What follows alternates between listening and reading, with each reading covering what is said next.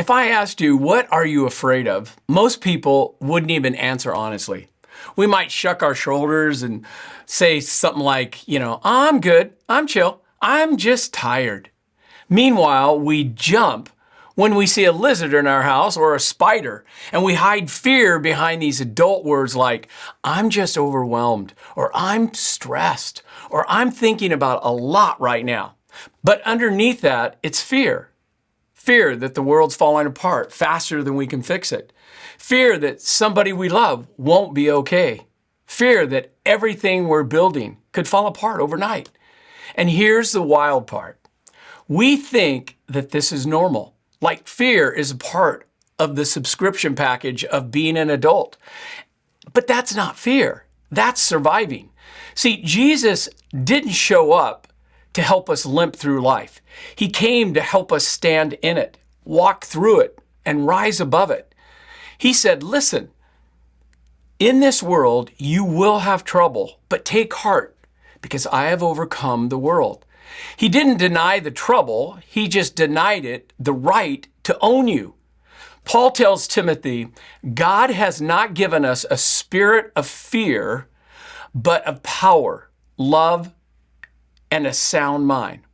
Now catch that, because this fear is not just a feeling. It's a spirit, a mindset, a way of thinking that tries to take over and ruin our life. The spirit of fear isn't, I felt afraid for a moment. It's when fear becomes your operating system, the voice you follow, the lens you look through, the thing that makes your decisions for you. Jesus came to break that hold that the Spirit has upon you. So today, we're naming the 3 biggest fears people are carrying around and asking, what would Jesus say to that fear? Well, if your mind has been loud or your soul's been tired, your heart's feeling heavy, you're in the right spot today, because Jesus is about to talk about the very things that have been talking to you. The first biggest fear people are carrying around today is this one: corruption and broken systems. Jesus said this in John 18:36, my kingdom is not of this world. Now let's be real, because we're living in a world that has trust issues. I mean, we trust our DoorDash drivers more than politicians or CEOs or sometimes even pastors. And honestly, I get that. Because every week it feels like another leader is exposed, resigns to spend more time with the family, as they tell us, or then all of a sudden appears 3 months later with a book deal or a podcast. It's exhausting. We can get cynical, our trust can grow thin, and if we're not careful, that turns into a spirit of fear. The belief that nothing good can happen, nobody is trustworthy, and everything is corrupt. So what's the point? But Jesus lived in a world far more corrupt than the one we're in right now, because in his days, Rome was ruthless. Religious leaders were corrupt. Justice was bought and sold. Yet Jesus didn't run away from it. He walked right into it with clear hands and a pure heart. He didn't try to fix Rome.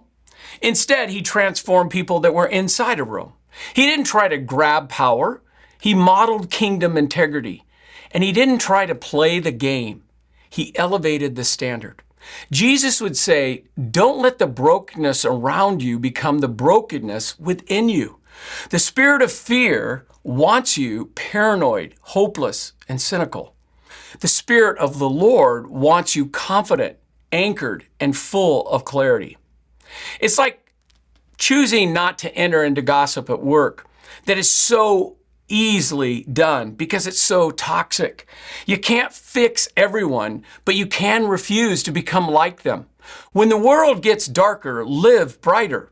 That's how you break the spirit of fear, not by panicking, but by shining. The second biggest fear that people are walking around with today is this one: sickness, loss, and unknown. Even though I walk through the valley of the shadow of death, I will fear no evil, for you are with me. David said that in Psalms 23:4. This fear hits us hard. See, a headline might startle you, but a doctor's call can break you. The spirit of fear whispers, well, what if they don't make it? What if this gets worse? What if I can't handle this? That's not just fear, that's a spirit of fear trying to convince you the worst is the only possible outcome. A husband sitting with his wife in ICU, machines beeping, nurses rushing in and out, nothing he could control.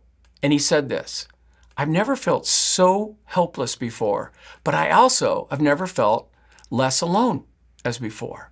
What is this? This is the Spirit of God. God doesn't always stop the storm immediately, but he will sit with you inside of it. Jesus wept before he raised Lazarus. He felt the pain before he fixed the problem.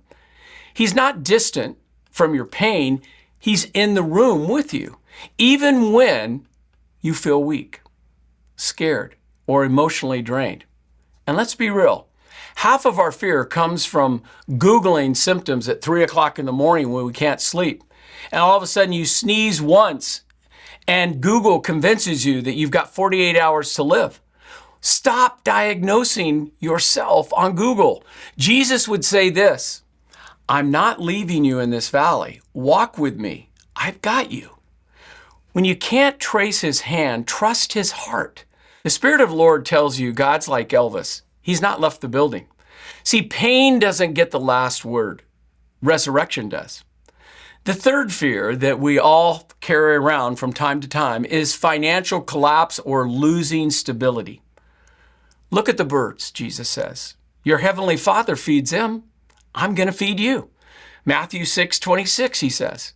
Money fear hits us differently than all the others. You ever open up your bank app and immediately shut it? Like, yeah, that's enough trauma for one day. The Spirit of the Lord is telling you, you're on your own. This is a permanent situation. It's not temporary. Why does God help someone, but he doesn't always help you? That's a lie from the pit of hell. A woman was pumping gas, stressed out about her bills, when all of a sudden a sparrow landed on the pump that she was using. She felt like God was whispering to her, if I can feed that bird, I can take care of you. Financial fear isn't solved by ignoring reality. It's solved by remembering who your provider actually is. Jesus doesn't dismiss financial fear. He redirects it. He said this, seek first my kingdom and everything else will come together. That's not a cliche. It's kingdom math. Jesus would say your job might be your resource, but I am your source. Provision follows peace, not panic. A spirit of fear clouds your judgment, but the Spirit of the Lord brings clarity. There's a thread through all of these three that I want you to see, these three fears, the corruption, the illness, the finances. The one thread is loss. Loss of trust, loss of people, loss of control. And Jesus answers all of them with one promise in Matthew 28:20. He says these words, I am with you always. Not sometimes, not only when you feel strong, but always. The spirit of fear says, don't listen to that. You're alone. The Spirit of God says, I'm here. See, peace isn't the absence of fear, it's the presence of Jesus. There's a scene in the New Testament where the disciples are losing it. They're just freaked out. Waves are crashing over their boat and it's shaking, and all of a sudden they're yelling like toddlers in turbulence. Meanwhile, Jesus is asleep, like he took a melatonin gummy. And so the disciples try to shake him, wake him up, like a parent walking into their teenager's room for school. Jesus, wake up. Do you even care? Jesus sits up, looks at the storm and says, peace, be still. And everything listens. Faith doesn't always remove the storm, but it can remove the panic. That's what the Spirit of God does. He quiets the inside, even when the outside is loud.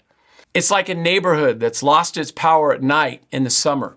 It's totally blacked out. After a while, you start sweating and eating warm yogurt, questioning your life choices.